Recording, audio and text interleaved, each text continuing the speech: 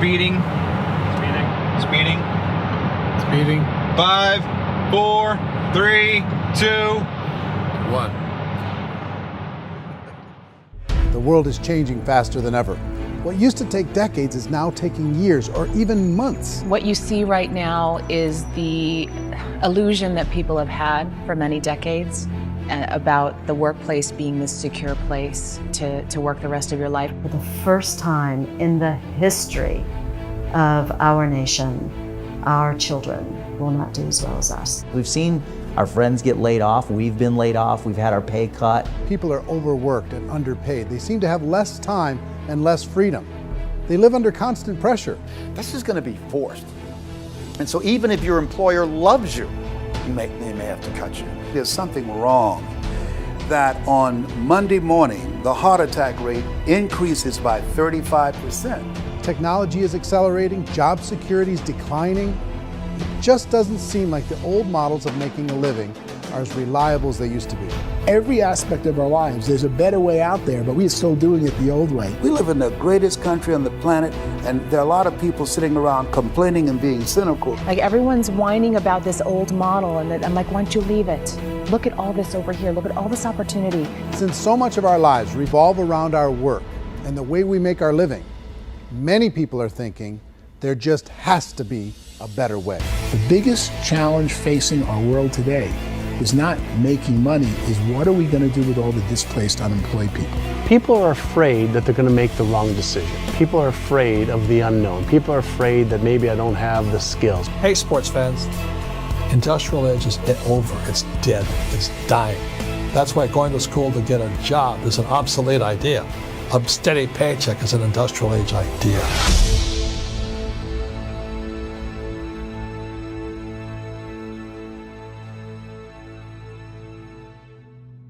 It's the search for answers that has brought us here together today. My name is Eric Worre, and for almost 30 years I've been an entrepreneur, struggling at times, but ultimately succeeding.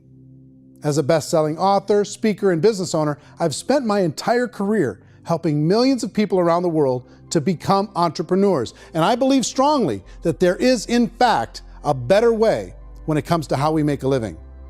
The career landscape has changed dramatically, and many are still working in a model that is completely out of date. What worked for previous generations isn't working as well for people today.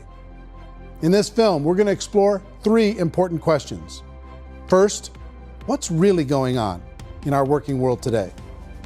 Second, in this new economy, is it better to become an entrepreneur, or is it safer to work for someone else? And third, if a person decides to become an entrepreneur and start their own business, how can they do it without taking on massive risk?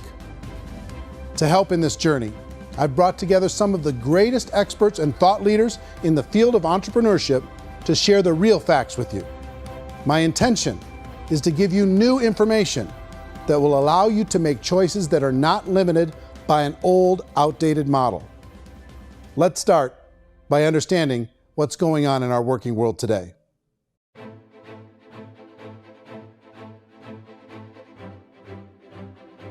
Let's look at unemployment. 30–40% of the people are honestly not working, but would be working.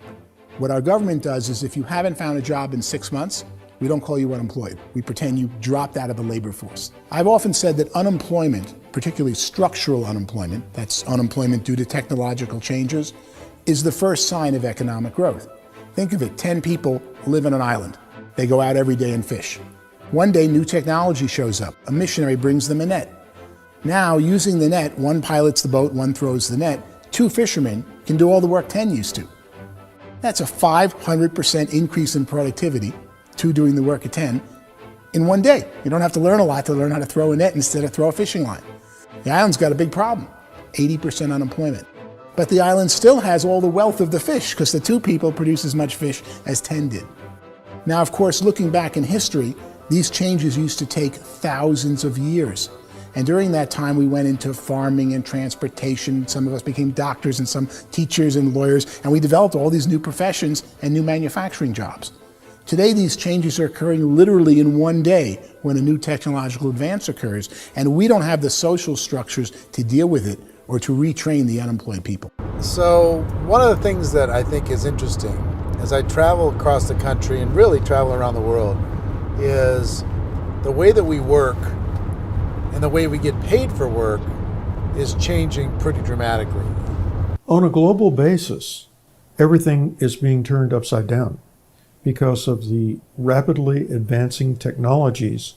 They are eliminating many jobs, and we have been left with many people not prepared for the jobs that exist. A lot of demand in public companies was to squeeze out all the fat and to get just as much margin as we possibly could, and fat equals humans. So this idea of job security and information age is so obsolete, but it's still taught inside our school system. And that's where the problem starts. There's no financial education in school system, and people are still trained to be employees to work for that paycheck. This is a chart on the middle class. What's happening in the middle class, those that went to school, their incomes have been coming down for years. And parents still say to their kids, go to school, get a job. Now what happens to all those middle class people who are dropping off the ends of off the chart? Well, they become what's called working poor. And this is what happens to working poor. But they say poverty is ending. Well, poverty may be ending, but working poverty is going up. And this is food stamp usage. So food stamp usage in America is going through the roof right now because people cannot earn what they call a living wage. Most people have experienced financial pressures that I think are probably greater than they have been in the past. If you're not working for yourself, then it's going to be a pretty hard road for a lot of people. Today, if you're going to control your future, the 40-40 plan is gone where you can graduate from college and get a job and work for 40 hours a week for 40 years. That day is gone. So some of these charts actually tell you what's going on. And this is a really interesting one, you know. People are going back to school because if I go back to school, I'll get a nice job. But this is what's happening to, it's called Sallie Mae, which is the student loan guys. Student loan is going through the roof. It's now over $1 trillion, and student loan debt is worse than credit card debt. So when people stopped using credit card, the government got people into student loan debt. And the problem with student loan debt is you can never be forgiven.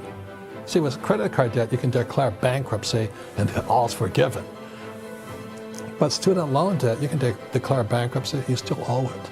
It's the worst of all debt. But this is the next picture. Look at this chart here. This is what's happening to wages of college graduates. It's going down. So you go to college, you rack up all this debt, but you earn less money. Now, that's not that intelligent.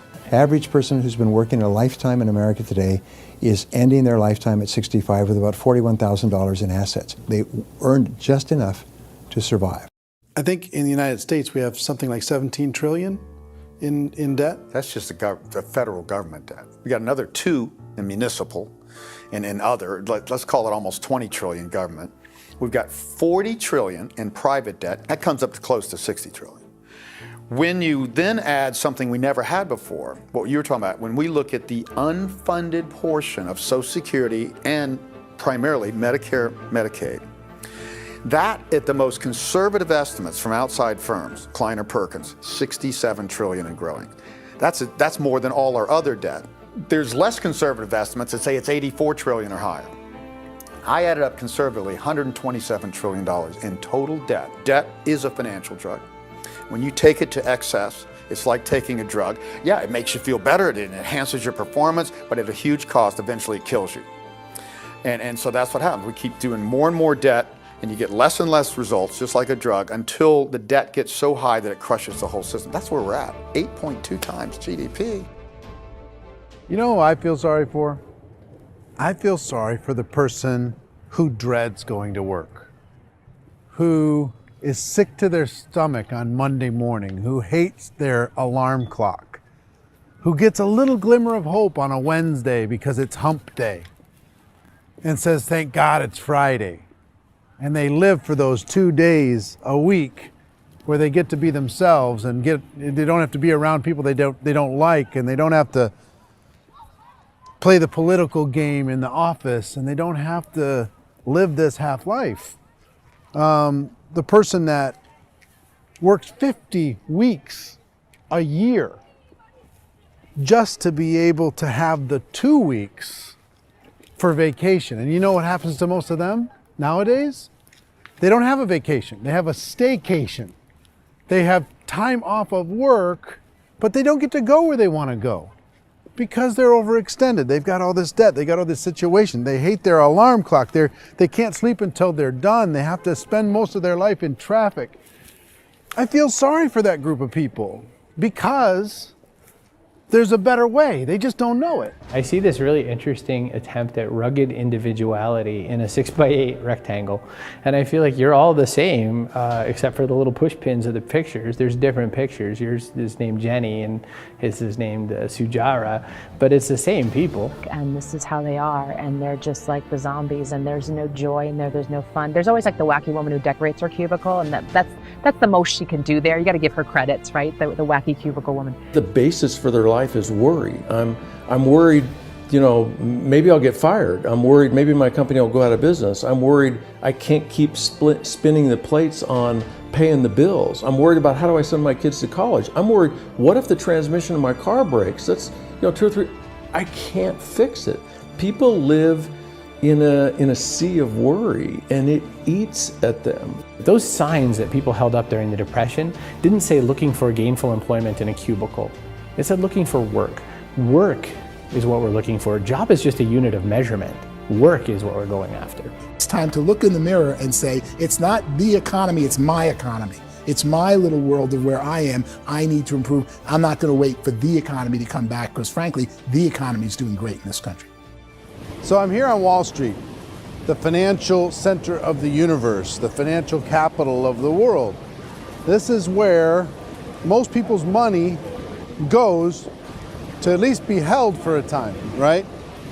With interest rates in banks being effectively zero, and many experts are predicting it's going to stay at zero for the next 10, 20, even 30 years, people feel like they don't have any choice but to put their future into equities, to put their future into the hands of other people on this stock market, and hope that the stock market goes up, hope that the stocks that their advisors pick or that they pick goes up.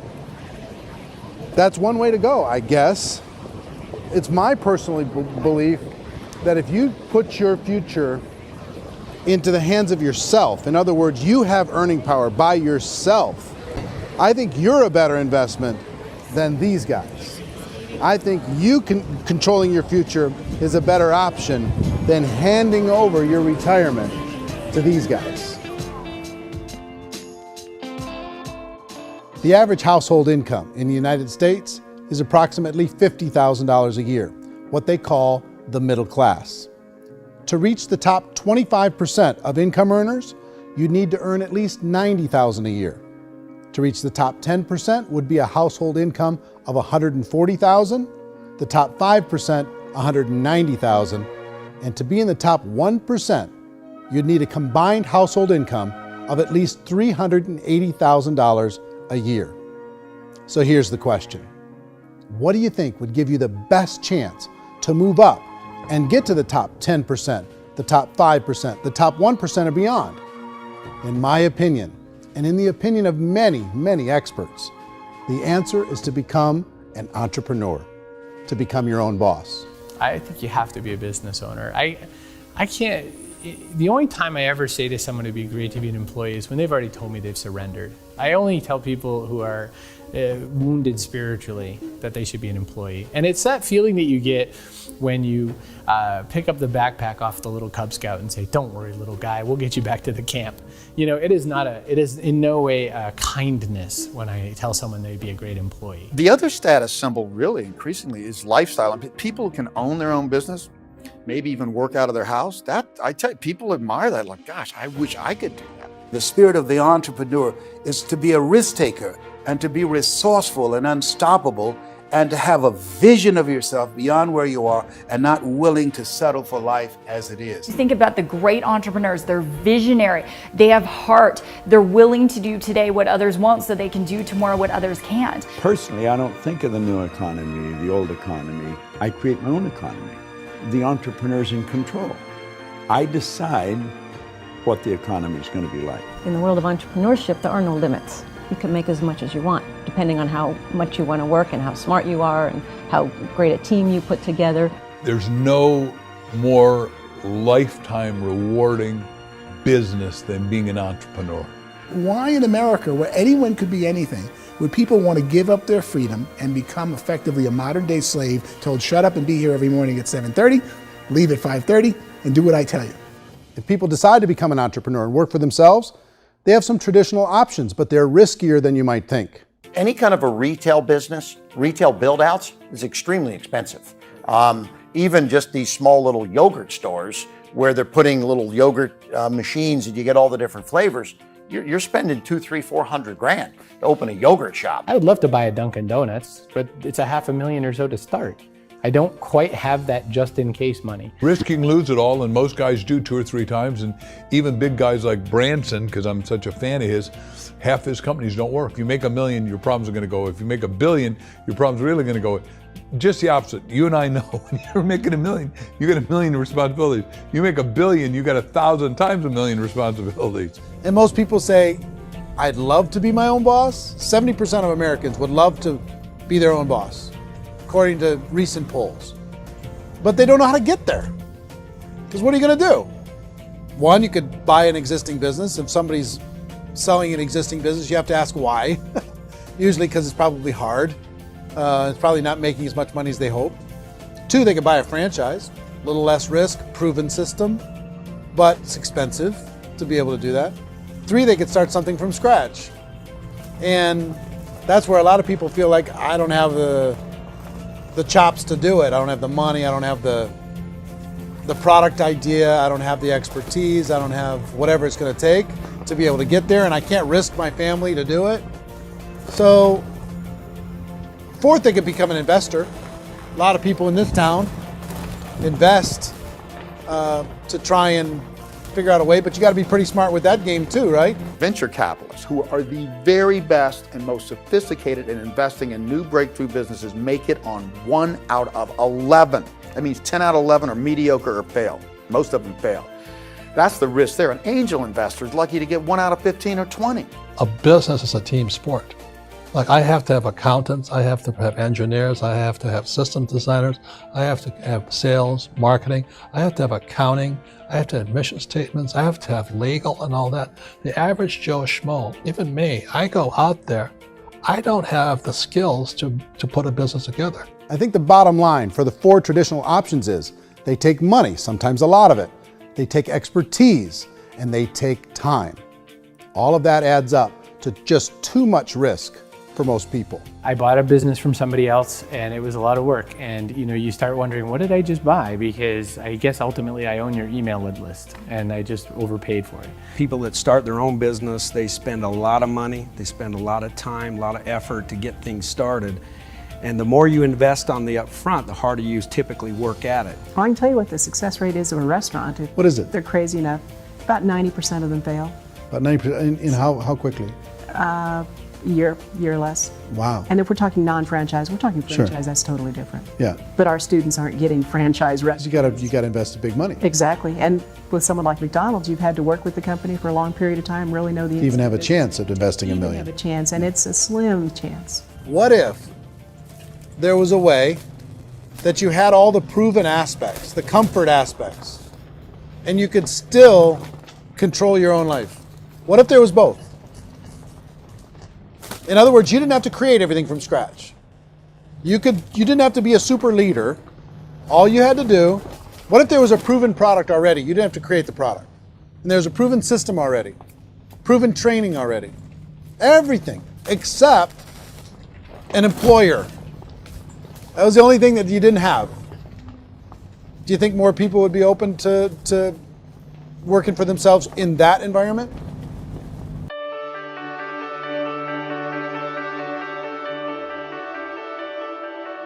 In our search for a better way to make a living, we've come to the conclusion that becoming an entrepreneur is actually safer than being an employee.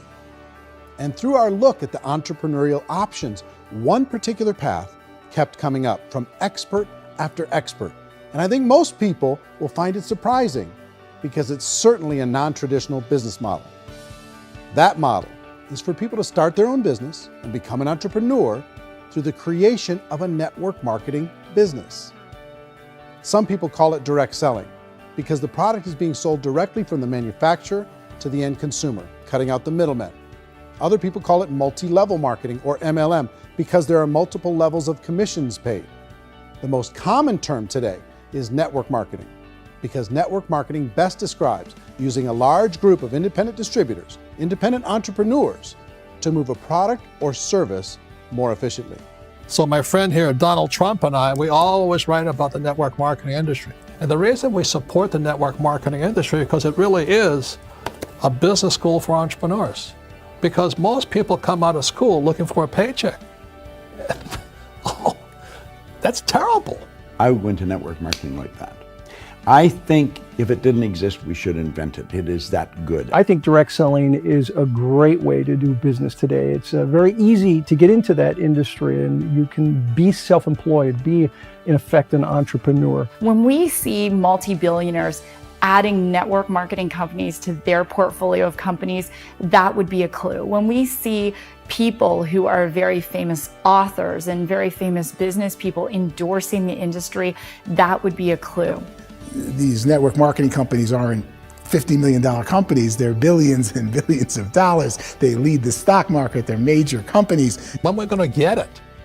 You know, and you're going to school to work for a paycheck, but if you want to be rich, be an entrepreneur, and network marketing gives you the spirit to be an entrepreneur. A traditional company will spend up to 50% of their total revenue on marketing. Network marketing companies use a different approach. Instead of having all that extensive marketing expense, they utilize a network of independent distributors to do the marketing for them. Now, why do they do this? First, because word-of-mouth advertising is so much more effective today than traditional media advertising. Second, some products need to be explained or demonstrated, and an independent salesperson can do that more effectively than an ad campaign. Third, it's completely efficient. The company only pays for the marketing of their product if a sale happens and not before. Imagine if Amazon allowed you to become an independent distributor and paid out 40% of its revenue to that distributor group. All you had to do as a distributor was recommend a product, and if a person bought it on Amazon, Amazon would take care of all the logistics, and you'd get paid for bringing the customer. Now imagine you got paid for every purchase that customer made for the rest of their lives. Well, Amazon doesn't offer this option, but network marketing companies do. 85% of all buying decisions in our society are made as a result of word of mouth or reputation. We're recommending things to each other all the time. You know, who's your dentist? Who's your doctor? Who's your lawyer? What detergent, are you using? What legal system are you using? What product are you using? We're talking to each other about the things that we love anyway. When you go into a big box retailer, you're lucky if the clerk looks you in the eye, much less gives you any detailed or accurate information about what you're purchasing.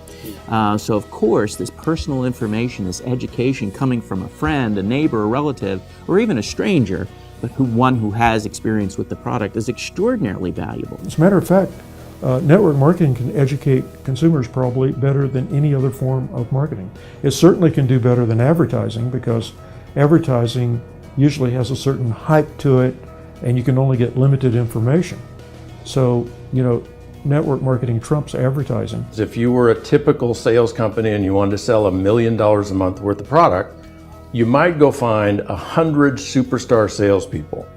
The quota would be $10,000 a month. So network marketing as a distribution system just flips the numbers. So we use 10,000 happy, raving fans of a particular product, and we don't concern ourselves so much with how much product each one of them individually sells.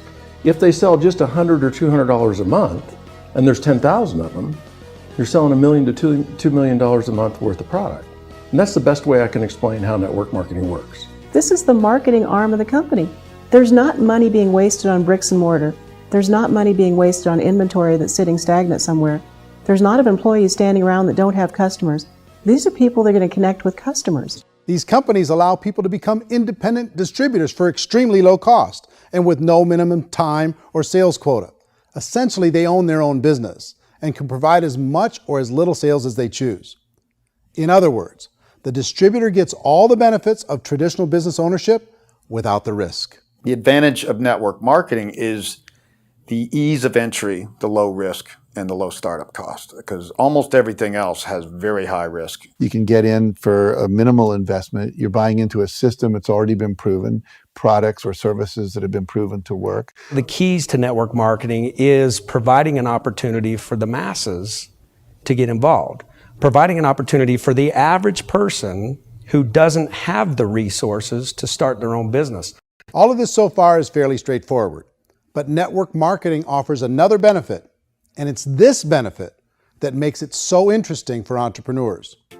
Network marketing allows a distributor to build their own network of other distributors and then compensates them on the sales created by that entire group. Direct selling is, at its base, very simple.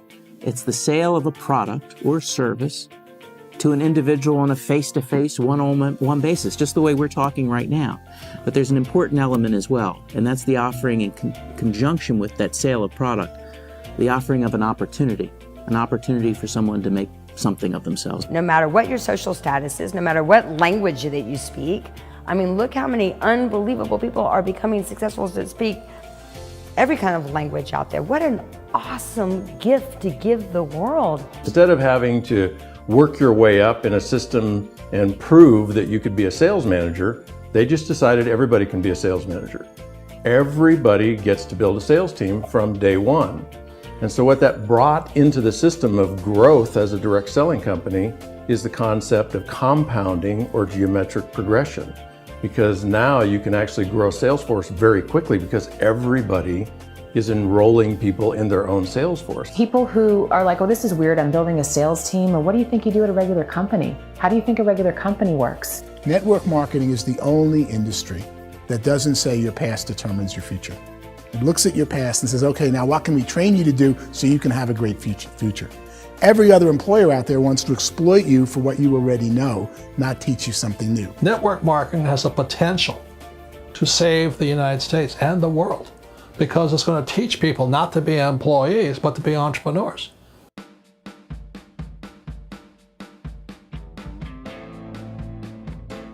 According to the Direct Selling Association, if you add up all the network marketing companies around the world, they combine to do over $178 billion a year in retail sales.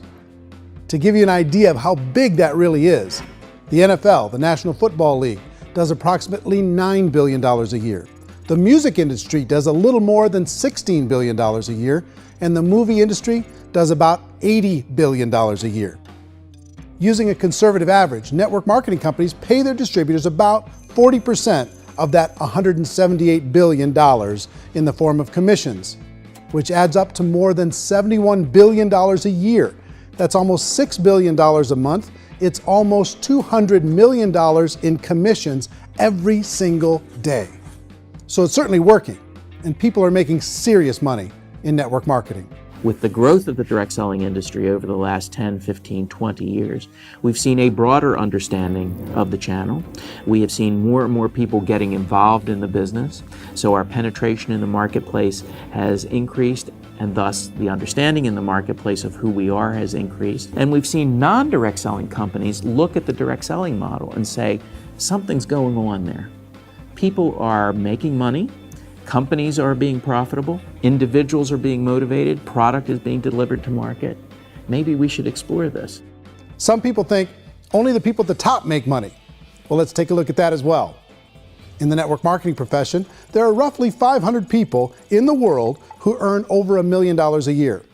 If you round that number up to $2 million a year, that adds up to about $1 billion a year. That takes the $71 billion paid out each year down to $70 billion.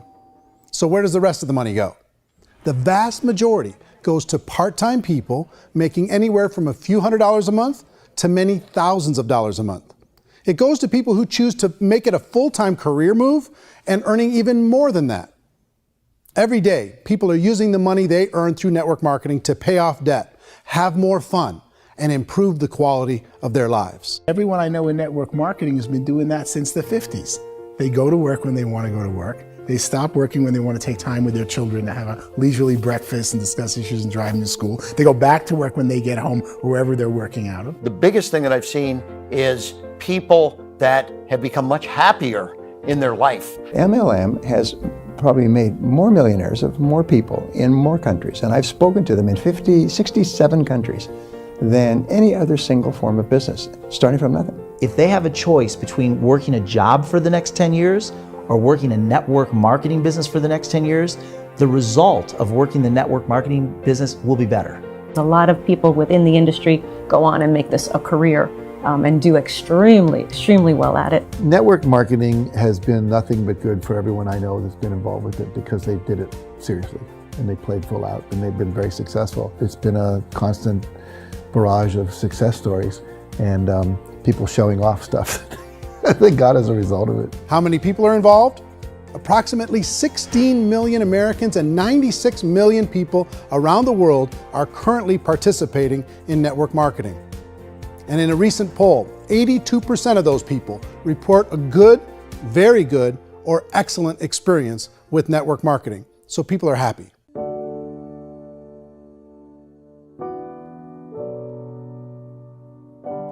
So I've taken a look at the network marketing profession and really tried to understand why so many people are confused as to the validity of this as a business. One is this pyramid shape. People get really messed up with this pyramid. Oh, it's one of those pyramid things. So I just think there are a lot of haters out there who really don't understand the industry and say, oh, it's a get-rich-quick scheme. It's a pyramid. Well, corporate America is a pyramid scheme. You know what I mean? It goes like this. You have thousands of MBAs, let's say working for Ford or General Motors or Coca-Cola. If all these MBAs, they're all trying to get to here, that's a pyramid. Only one guy's going to make it. Every 10 years, one's going to make it. Whereas you look at network marketing, it's like this. So you're here, and your job is to develop other CEOs coming up behind you. So it's an inverse pyramid. In network marketing, it's a very simple concept. If you sell product, you get paid.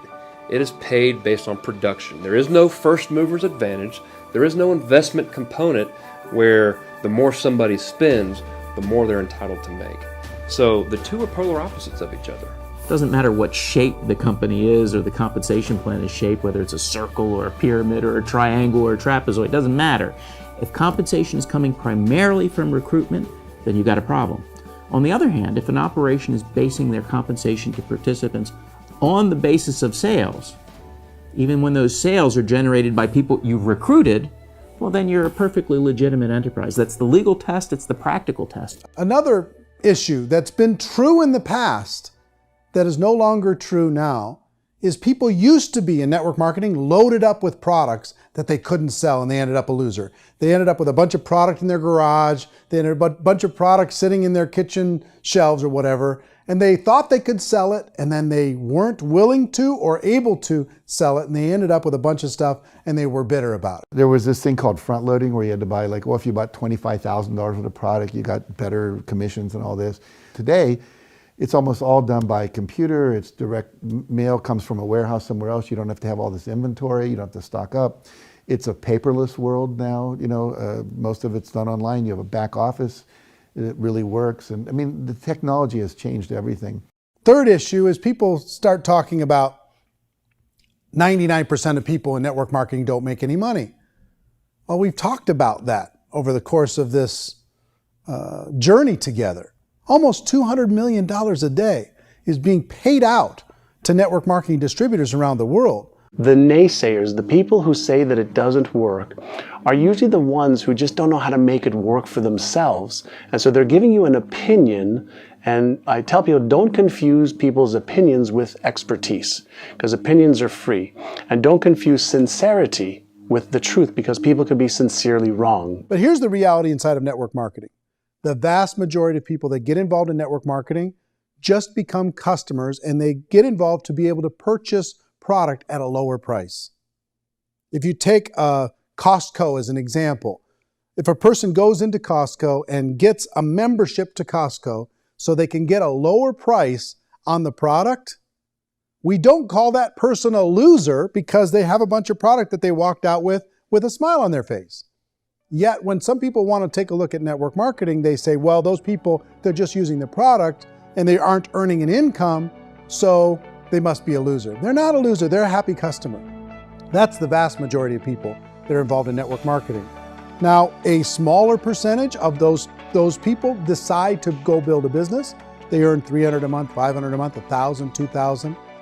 That's the bulk of earnings in network marketing. And then there's the few that really decide to take it serious, really decide to build a large network, really work to make that network very, very productive. And those people make huge amounts of money and there's no cap. What I do as an outside economist, just somebody looking at this industry like any other industry I speak and say, look, what's the realities of this? 1% do incredibly well. 10% generate some additional income at pretty low risk and effort. That's not, and 90% of people roughly end up customers. One thing that I think is real when it comes to people's perceptions about network marketing is people put this, and distributors, I think, involved in network marketing have some responsibility for this. They have sometimes unrealistic claims about the product or about the income. Most people who become distributors, they want the money, they want to be successful, but they don't have the skills. They don't know what to do. And when people don't know what to do and they're in a new business, they're scared. And when they're scared, they panic and desperation kind of sets in. So they think everyone they talk to has to get in. So if I talk to you and you say, well, no, I don't have time to do that, they're like, no, I need you. You have to do this or I won't be successful. So I start clawing on you. I start that desperation. So then I start making claims about the product, which are not appropriate, probably not even true. Or I start saying, oh, let me show you how you can make all this money and you don't have to do anything, Eric. And so you just totally misrepresent the opportunity, and you're clingy with people because you think you need everybody to be successful, and you don't. You know, one of the messages that I try to deliver most forcefully to companies as well as salespeople in direct selling is that you don't have to overpromise. The reality is in network marketing, there's a lot of hard work involved. There's a lot of effort. You're going to have to develop yourself. It's a business like anything else. It's going to take some time, but in my opinion, it's better.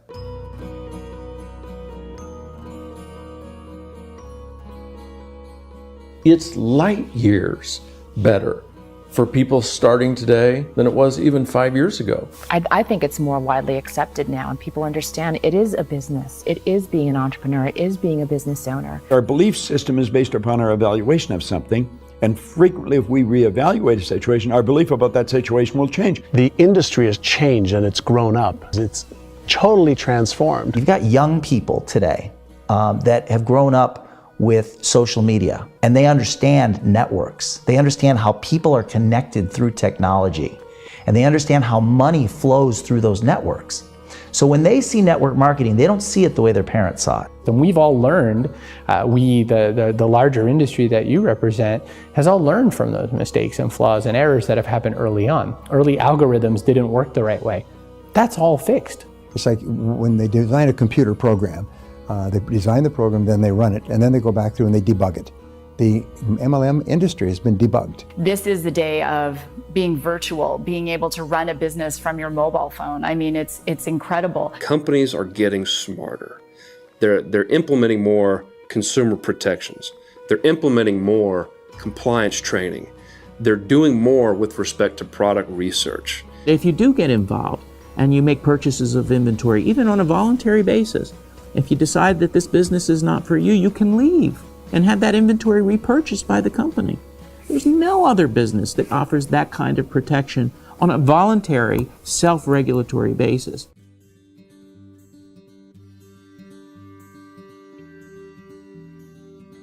If you decide to look further into a network marketing business in order to generate more cash flow for your family, I would recommend reviewing the following 4 elements. First is the product or service. And on the product or service, I would ask 5 important questions. 1, do you like it? Is it something you would feel comfortable sharing with others? 2, is there a recognized need in the marketplace? It's hard to create a need if one isn't naturally there. 3rd, does the product meet that need? Does it solve a legitimate problem for consumers? And 4th, is it priced to sell? Can it compete in the marketplace? And 5th, is it priced for profit? Is there enough margin for the company and the distributor to be able to generate income for the long term? If you can answer the questions on the product to your satisfaction, the next element to consider is the company itself. Is it well run? Do you believe in the founders or the management team? Do you feel they have what it takes to go all the way? See, it doesn't matter how good the product is if the management can't take care of the company. Good management can change with the times. They can handle adversity. They can make good decisions. Make sure you choose a company that can serve you for a long time. The third element to consider is the compensation plan. And with that, there are 3 important things to look at. First, a brand new person needs to be able to generate some money fairly quickly. It may be an obvious reason, but you can probably imagine the ripple effect of a distributor getting involved and having even a small victory fast.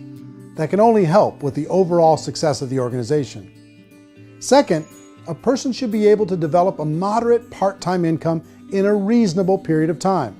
As they develop their network and as their sales grow, they should be able to enjoy more benefits.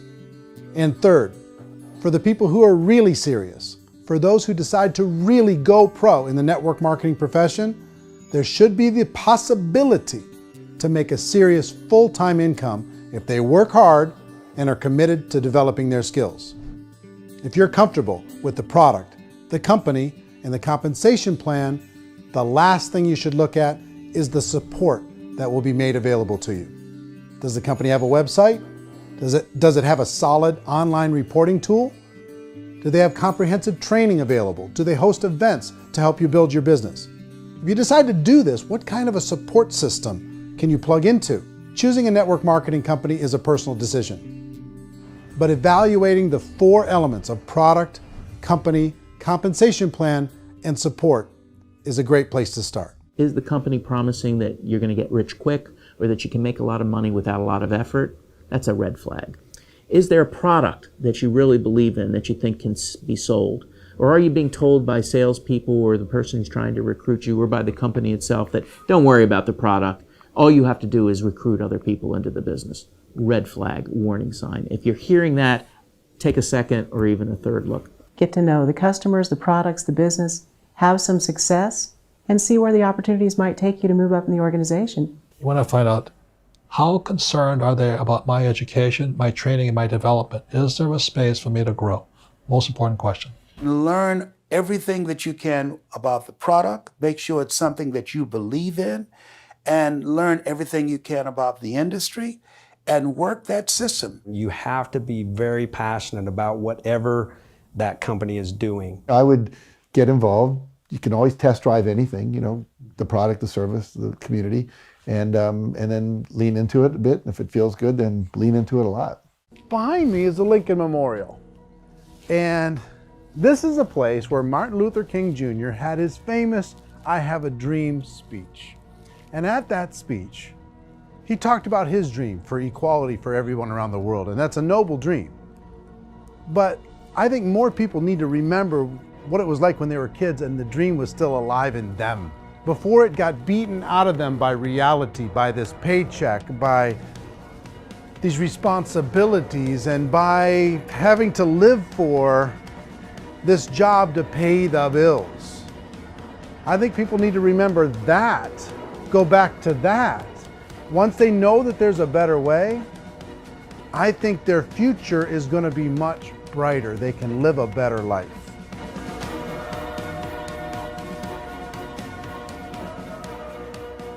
So if you're considering getting involved in a network marketing company, let me offer you just a few pieces of advice. First, network marketing isn't perfect. It's emotional, it's challenging. Like any entrepreneurial venture, it can have its up days and its down days. But if you have an entrepreneurial bone in your body, it's just better. Second, if you're gonna do it, decide to be professional. Decide to go pro. It's better to do that than just be this amateur sticking your toe in the water. Third, as any professional, you're gonna have to learn some new skills. And I promise you, inside of the network marketing profession, they're not too difficult to learn. Fourth, like anything worthwhile, it's gonna take some time. Don't expect that you're gonna get to the finish line right out of the gate. And fifth, it's worth it. It's worth it to be able to take charge of your life again. It's worth it to be able to control your own financial situation. It's worth it for the people you're going to be able to spend time with. It's worth it for the things you're going to be able to see and the experiences you're going to be able to experience. It's worth it for the causes you're going to be able to contribute to, the lives you're going to be able to touch, the customers you're going to be able to help, the friendships you're going to be able to develop. I promise you, it's worth it. Remember, most people are searching for answers just like you are. But I do have to tell you the catch to network marketing. If there is a catch, if you want to understand this from an emotional point of view, people say, well, it sounds too good to be true. It's not, it's hard work. But here's the catch. Most people still don't understand it. So you're going to have to endure the loss of social esteem from ignorant people. The uneducated will think less of you. Now, if you can handle that, you're on your way. If that's going to destroy you, you know what? Entrepreneurship in general probably isn't in your future. If you can face that catch, you can become unstoppable. I want everyone to really contemplate this if they're not in network marketing. You're in a job, you probably have a mortgage, you have rent, you have debt, whatever's going on. You're in a prison. You work just hard enough to keep them from firing you, and they pay you just enough to keep you from quitting. Come on! I've been there, done that, and bought that t-shirt. In network marketing, if you run into failure, it's really just a homework lesson for yourself. There's no one to blame. You really have no excuse not to be successful. You just don't. People don't want to hear that, but there's so much available to you. If you want to be a good network marketer, be a student to the people above you, be a fellow traveler to the people on the same level, and be a teacher to those below, and know when it's appropriate to do which. People who are not afraid of asking people to buy things, or not afraid of persuading people with a chance they may say no, these people own the future. Nothing happens until something moves. So you got to go move, you got to go do something, or nothing's going to change in your life. In the beginning, you're going to do a lot of things that you don't get paid for. But as you go down the road, you get paid for a lot of things that you don't do. And your job is rehabilitate the spirit, the entrepreneur spirit in all of us. Get it back. Either give it a strong yes or a strong no, but no wishy-washy, dilly-dally stuff in the middle. There's dreams and there are nightmares, but I believe that the biggest nightmare of all is when you don't pursue your dream. You're going to see some monumental growth in this profession. It's an exciting, exciting time to be involved with the network marketing profession. The next 10 years, I see just exponential growth. When that tipping point comes, it's not a matter of asking somebody, have you ever heard about network marketing? You're really asking them, which company are you building your wealth in? We are here to fix the world, to improve relationships with other people, to improve other lives. And the real reward comes as an entrepreneur in any level from teaching somebody something and watching them soar. There is no greater reward.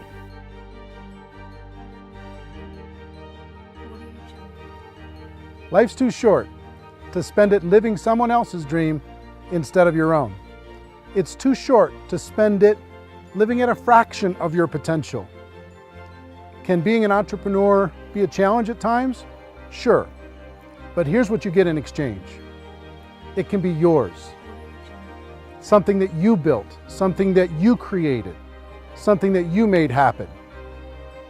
This balloon represents your dream. It represents entrepreneurship. My wish for all of you is that you would reach out and grab it. The choice is up to you.